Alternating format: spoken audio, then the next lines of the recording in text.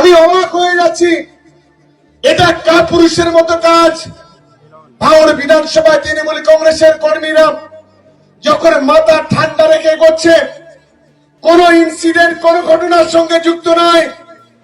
যদি মনে করেন এই ধরনের নোংরামি করব, আগামী দিনে রাতের ঘুম তোমাদের কেড়ে নেবো, এটা খুব পরিষ্কার ভাবে বলে দিলাম। তোমাদের হিম্মত থাকে আমাদেরকে মোকাবিলা করবে। যত মানুষ এখানে আছে তার 5 ডবল মানুষ হাতি একেবারে পোলের হাটের সবজি বাজার থেকে পুরো রাস্তা জুড়ে আছে, এটা আমরা নিশ্চিত ভাবে জানি। কারণ রমজান মাস, আমি বুঝতে পারিনি এত মানুষ আসবে, আমার অভিজ্ঞতার মধ্যে ছিল না। আমরা প্রত্যেকে বলেছি কিছু কিছু মোটরসাইকেল নিয়ে আপনারা আসবেন, তারপরেও আমরা দেখছি কেউ কেউ গাড়ি নিয়েও চলে এসেছে। তৈরি থাকুন আপনারা। যে নোংরা খেলা আজকে আপনারা করছেন, এর জবাব একদিন পাবেন। ভাঙড়ের আইএসএফ তো এই এলাকার উন্নয়নের কোনো কথা বলে না। কিভাবে মা বোনেরা লক্ষ্মীর ভান্ডারের 1500 টাকা পাবে সে কথা একবার কে করছে, সে কথা একবার বলে না। মমতা বন্দ্যোপাধ্যায় যখন যুব সাথী তৈরি করছে, 21 থেকে 40 বছর বয়স যখন যুব সমাজের ছেলেরা টাকা পাবে প্রতি মাসে, একথা আইএসএফ বলে না। আজকের বাংলার মাটিতে যারা কৃষক আছেন, কৃষকরা যখন বছরে 10,000 টাকা পায়, কৃষক যারা কম জমি তারা 4,000 টাকা পায়। মমতা বন্দ্যোপাধ্যায় আবার যখন এই বাংলার মাটিতে যারা ভূমিহীন কৃষক, যাদের কোনো জমি নেই, তাদের যখন 4,000 করে টাকা দেওয়ার কথা বলে, তখন এই আইএসএফ এর লোকেরা শুনতে পারে না। এরা শুনতে পারে না, ভাঙড়ের দেখতে পায় না ভাঙড়ের রাস্তাঘাটগুলো কিভাবে হবে। আজ গত 5 বছর ধরে আইএসএফ এর এই নক্কারজনক বিধায়ক 5 বছর গোটা ভাঙড়টাকে বন্ধ করে দিয়েছে। এখানে রাস্তা নেই, এখানে পানীয় জল নেই, এখানে বিদ্যুৎ নেই। আজকের পোলেরহাট 2 এর গ্রামে গ্রামে আপনি ঘুরবেন, পোলেরহাট গ্রামের গ্রামে গ্রামে ঘুরবেন, রাস্তাগুলো আজকে জোড়াজীর্ণ অবস্থা। দায়ভারটা কার? কেন তৃণমূল কংগ্রেস দায়ভার নেবে? দায়ভার তো নেওয়ার কথা আইএসএফ এর, যে বছরে নাকি 1 কোটি টাকার কাট পড়ায়।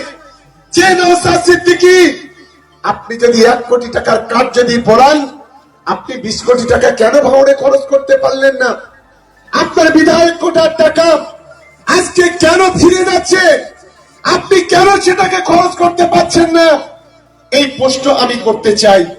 আর সেখানে দাঁড়িয়ে আমাদের মুখ্যমন্ত্রী মমতা বন্দ্যোপাধ্যায়, আমাদের নেতা অভিষেক বন্দ্যোপাধ্যায়, এই ভাঙড়ে প্রথমে আমরা 20,000 পরিবারকে 1,20,000 করে আমরা টাকা দিয়েছি। এরপরে সিএমআরওতে আরো 24,000-এর নাম এসছে, তাদেরও টাকা দেওয়ার ব্যবস্থা তৃণমূল কংগ্রেস করছে, মামাটি মানুষের সরকার করছে।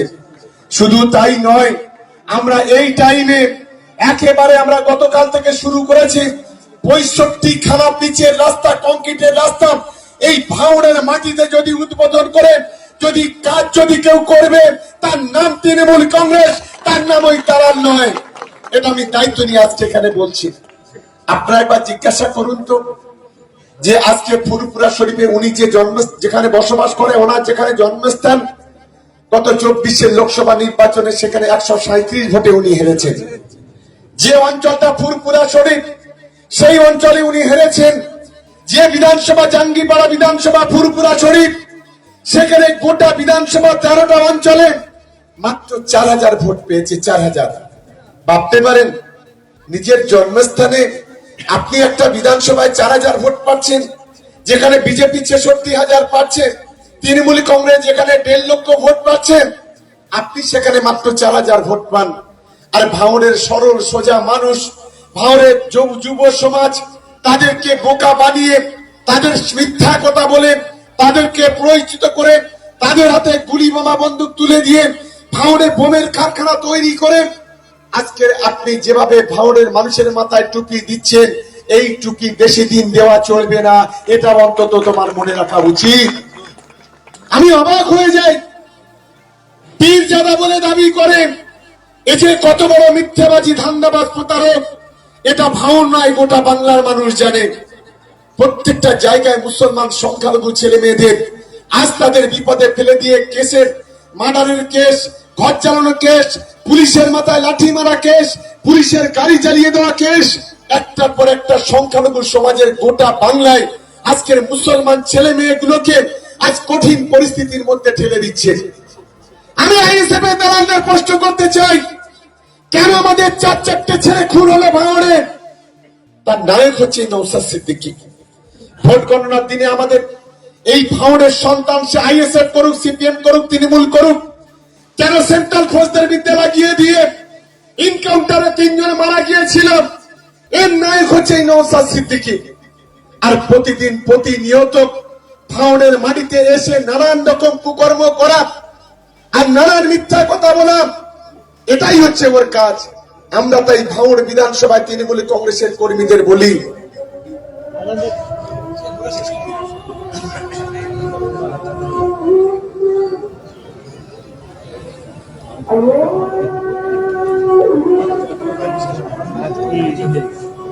সবাই দাঁড়িয়ে যাবেন।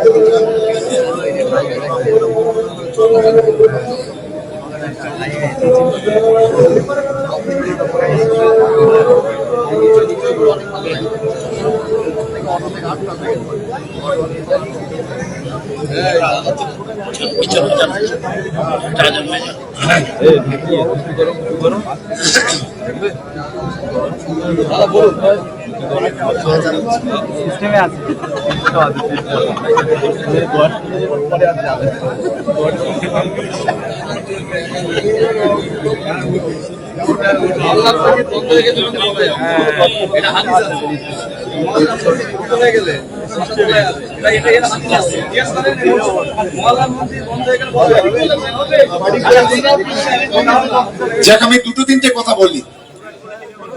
আজকে যেখানে দাঁড়িয়ে আছি, দেখুন, এদের কোনো দায়িত্ব নেই। আজকের পোলেরহাট 2 এর কিছু মানুষ ঘর পাচ্ছে না বিভিন্ন টেকনিক্যাল কারণে, সে দায়িত্ব কিন্তু নওশাদ সিদ্দিকীর নয়। তিনি কোনো কথা বলছেন না। ক্ষতিগ্রস্ত হচ্ছে কারা? সাধারণ মানুষেরা। আমি তাই ভাঙড়ের মানুষের কাছে শুধু একটা অনুরোধ করব, আগামী দিনে যদি ভাঙড়ের উন্নয়নটা করতে হয়, আমাদের টার্গেট আছে, আমাদের ভাবনা আছে।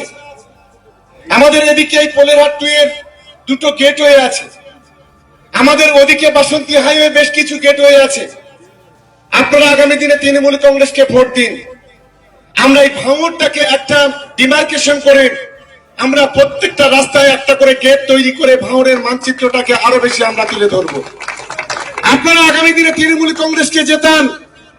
ভাঙড়ে একটা অডিটোরিয়াম করার জন্য ইতিমধ্যে মাননীয় মুখ্যমন্ত্রীকে আমরা প্রস্তাব দিয়েছি। সেই অডিটোরিয়াম করার আমাদের চিন্তা ভাবনা আছে। আমাদের মাননীয় মুখ্যমন্ত্রী ইতিমধ্যে অনুমোদন করেছেন এখানে একটা মাইনরিটি ডেভেলপমেন্টের, এখানে যারা বিশেষ করে সংখ্যালঘু ছেলে মেয়েদের কোচিং সেন্টার, ট্রেনিং সেন্টার, তার জন্য ইতিমধ্যে অনুমোদন হয়েছে।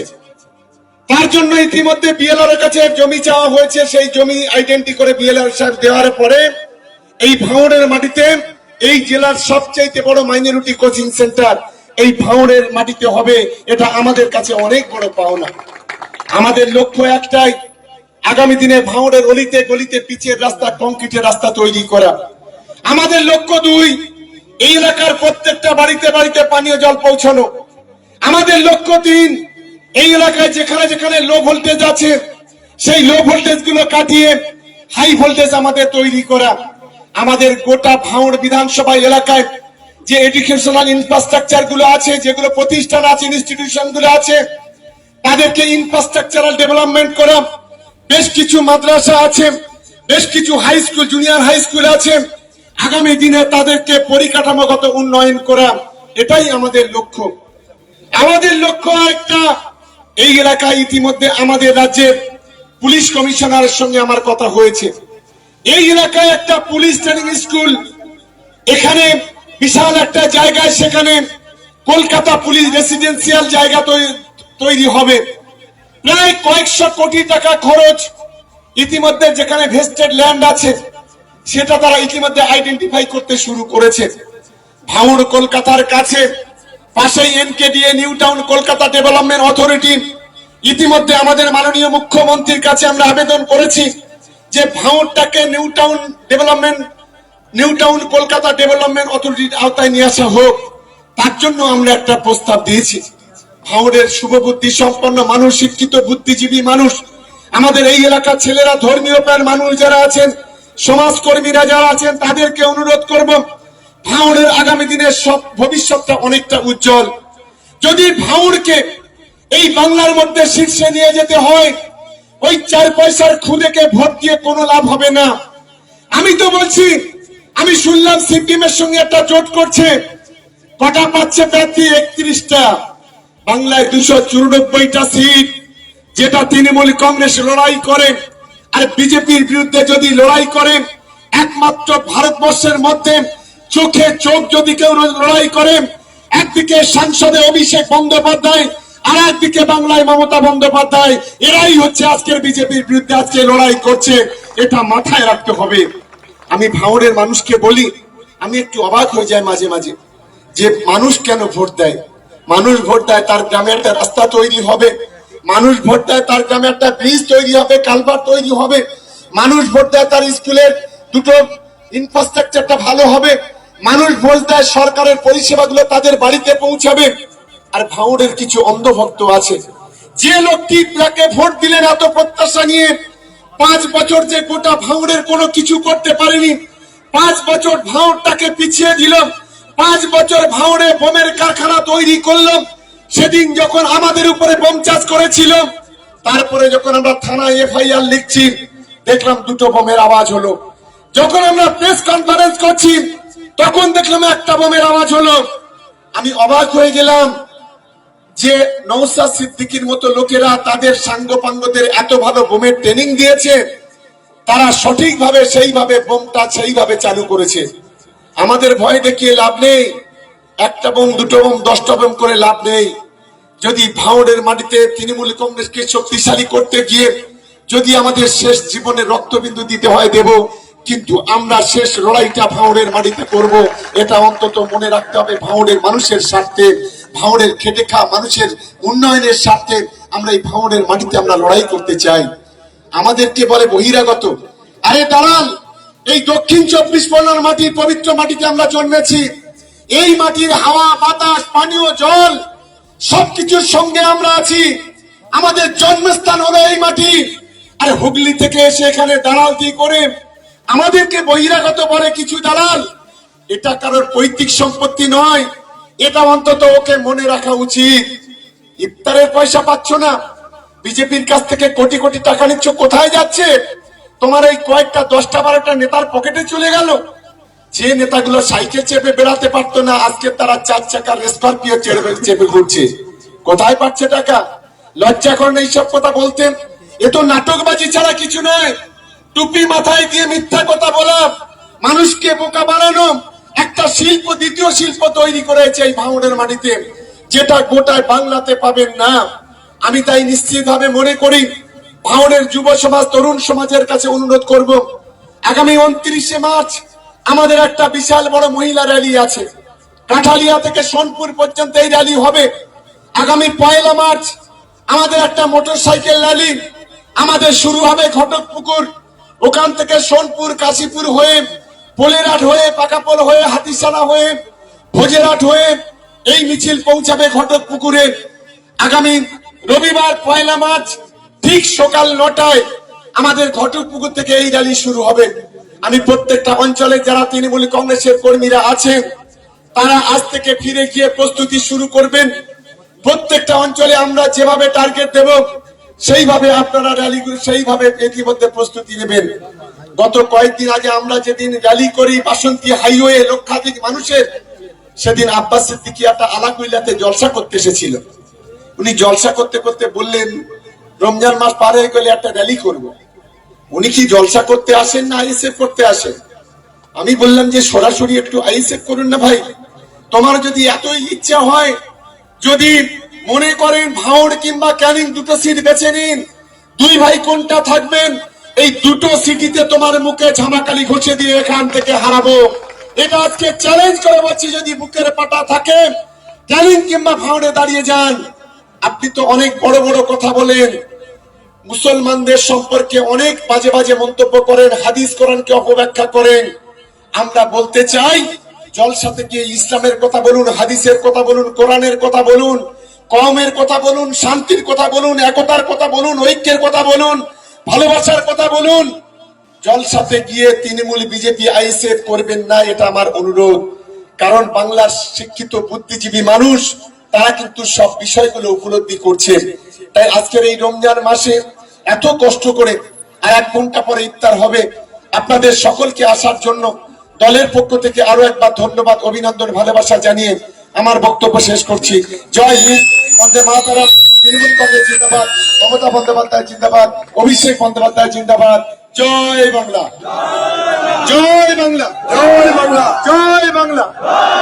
মমতা ব্যানার্জি জিন্দাবাদ, অভিষেক ব্যানার্জি জিন্দাবাদ, তৃণমূল কংগ্রেস জিন্দাবাদ, ভাঙড় বিধানসভা তৃণমূল কংগ্রেস জিন্দাবাদ, ভাঙড় বিধানসভা তৃণমূল যুব কংগ্রেস জিন্দাবাদ, ভাঙড় বিধানসভা তৃণমূল মহিলা কংগ্রেস জিন্দাবাদ। ধন্যবাদ সকল। মিডিলের কাজ